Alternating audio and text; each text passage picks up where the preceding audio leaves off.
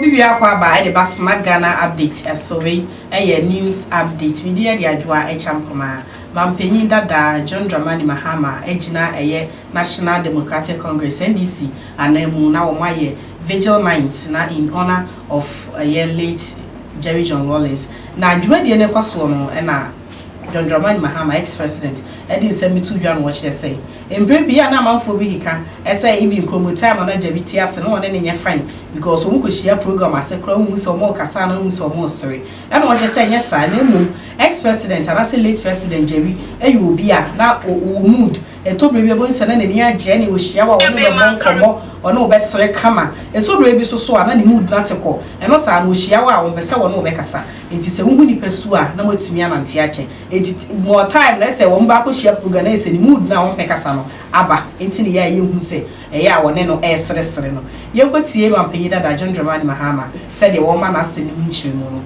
ye ba ye beto aso. He was a royal of Anglo. He was the husband of our former First Lady, Excellency Nana Konadu Agyemang Rawlings. He was the father of Zaneto and her siblings. And also importantly, he was the founder of the National Democratic Congress, the NDC. And he was also a former president. We know how to look out for his mood. There are sometimes he wants to be left alone. And there are sometimes he's in a good mood and he wants to chat. And so when you sit down, just recognize which of the moods he is in that day. And just respect it. If he's not in the mood to talk, just keep quiet and sit. And so that's what we did. That day he was not in the mood to talk. I exchanged a few pleasantries and I realized he was not forthcoming. And so we just sat together quietly and watched what happened. And then later a newspaper or radio station interviewed me and said, you know, but why were you sitting with Jerry and you guys were not chatting? And I said, you need to gauge his mood because it depends on which mood he has. And so if he's not in the mood to talk, you know, don't bother him with any long talk. And what they and what I say, and what bro I NDC for mobile pet vice running mates, Ediama or no ex-president John Dramani no, or more selective pebimo. And a sample of Kuna or my select woman, or moon and mobile big mubako. It's a copa says executives mean at Marcia, no more trains for Jerry, a baby drew one, no one to sue any power. Or no per se, one your vice presidential candidate and farmer John Mahama. I dare say because of one reason or the other into a young.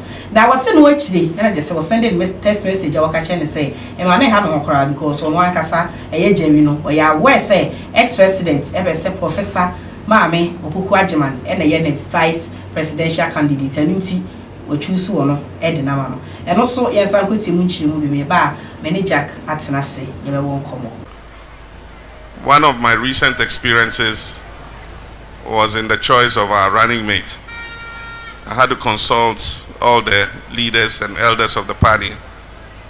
I had done quite a lot of consultation and we had fixed a date, a Monday, to take a final decision. And so I asked to see him on Saturday. And so I went and saw him that Saturday and I read out the names of those who had been shortlisted without saying what my own preference was. And there were 5 names. So he asked me, he said, have you finished all the consultations? I said, well, there are just a few more. I have to see Alhaji Mahama Idrisu and a few more of the Council of Elders.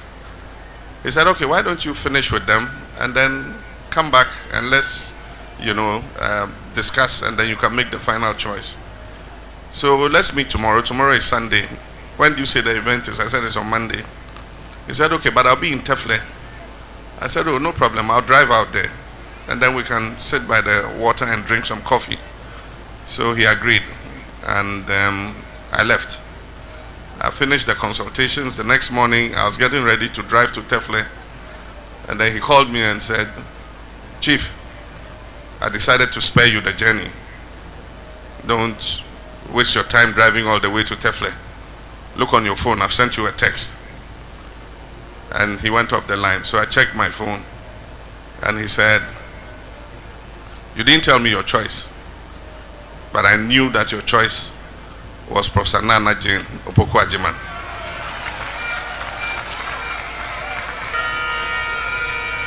He said, and you know his favorite, he said, she's a woman of integrity, and I think that you should go with her.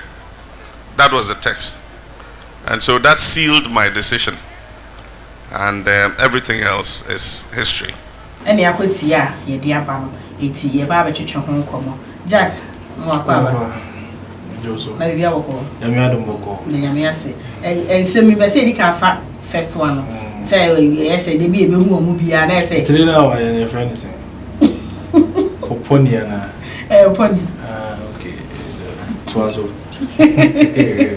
Yenny can first one. Once I was serious, because said the Ghanaweb canon, as we be no be a silver, is much as Tessa, we shall pay up at the mood about the bad mood. Abba, na I don't know. When is saying, also, we will say, I didn't know we are all Cassas. Okay, and obviously, Casa, why I dare say all Cassa because we give you a good tribute about ex-president Jerry John or Yan Baby. But as handsome, they are all because of the Zimbabwe between NDC, Bushia Kune, the founder himself. So I just say, so Casa, so Casa, if you say, I can't win tons and share the Bush, auntie. And yes, be our one tower be how so Chremo Ghana for you who say, or no, don't know like Omudinko more ye be beer. but some Bob and say they are not papa in good mood. And I make and say, we were gas as up now, can it will be a wound or Cassa. And I say, oh, yes, or Cassa for Betias, yes, now, not one in good times. That's no one in good times, sir. A debate, and I say more closed doors to the Amuti mystery, but we'll be trouble until I pay bad mood. Also, ex-president, when you be called JD and Cassadi, are not here. Maybe minimum no cry now, me who no free meditating in us are not here. It takes one time being a and you often one time being a who say, why express it? Oh, sorry, be as a indeed, at Tembiano, so can be a assess and penna a jibu or Ghana. So I just said, do we have a Panangasan, son or tear? And nevertheless, express the Mahama Kwana, as or Cassassim way because and I could father Nan Cassam Gran on it, Gigi Crane and Tamantawaka, and Susana, there's a rift between Omumin. So, and Tivia Fina, or when you say, or can, dear, a war one time. Maybe I got tears and maybe your kind of fans and be ready. This is the time I be your express the Mahama so express it. Who say, oh, it's what Camilla would not feel nowadays, but it's okay. And I make a Sibian got tears here and Kabianka, a lot of fans and be brave, but I see our funeral was so expressing of wounds and not Bonnie be any trim. Said them go for a person just as a Bonnie or no express the Mahama trim and I said, found that no, then so I just say it is good. Why express such I can't say love to ex-president when you're the baby go. Okay. Okay. Now once the second Casa now Casa no say time out woman baby nipa was or vice presidential candidate no. Papa Jerry tested the message. That's when we say Professor Opoku-Agyeman it no. E be yan confirm. Na say we no papa na choose vice president the amanana. And no, as all kind of every shima so kakra because in I or honey who say or more choose ex-president Professor Nana Jane who say Papa Jerry, Papa J, Amon Wakura, and Kahoshi. So it was in a text message. Text message, Grana or Chusu, no Sanke say at least who say Waka was some answer to some extent. So I just say by who say or can want some commentee in the way I be me who say wa approve. So I said no crowd and keep who say Papa J etiasiema ex-president Mahama. But who be bisa the affair be a film no Casas and media shema so kakra. But say ni na no express such things are be chere say oni adwemboni bia fa papa no na wa ne papa ne di kita ho bebre so what I say anya say we no say obi ti ba bi obi ti aka say efunu di for because say efunu de ye ka gu wachi bia no that is you are not there to no say we can say no can say efunu di for sanity and you know he's not here to defend himself na nipa obeti me defending no say no mo kita ho de ne fine ne mma no because mo na ben papa no ana se bia ye maame konadu ono so ye hu no vigil na se so what I say and whatever he is saying, whatever ex-president Mahama is saying is what he encountered. You and I were not there. What I say you can't no tum niama or da or person express Papa Jino or na say the be 17 asem ko no nipa no wo wi so what I say ya na man for because Ghana for do fun the yare no kre and they true and the Ghana for the do fun pa do fun because Zan or Tiasi in a video is castle. So you be and then some baby Uti ex-president Papa Jia.